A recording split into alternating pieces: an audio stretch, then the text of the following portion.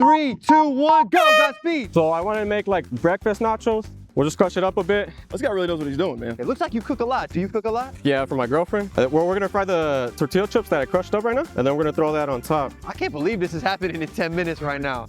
3, 2, 1. I'm genuinely impressed right now. This tastes like that Tuesday or Monday after Cinco de Mayo. Everybody's messed up, waking up hungover in the morning. This looks like someone bought it and brought it here. All right, we're gonna step away. We're gonna find out if you cooked a better dish than the last person. That guy is a professional. We found a ringer in there, but it didn't look good. How about that, huh? How about that, Martin? Yeah, you make terrible looking food, but it's outstanding. Brian, how did this guy do? I don't like eggs, I don't like guac, I don't like tortilla cheese, but I'm a big fan of Martin. $100.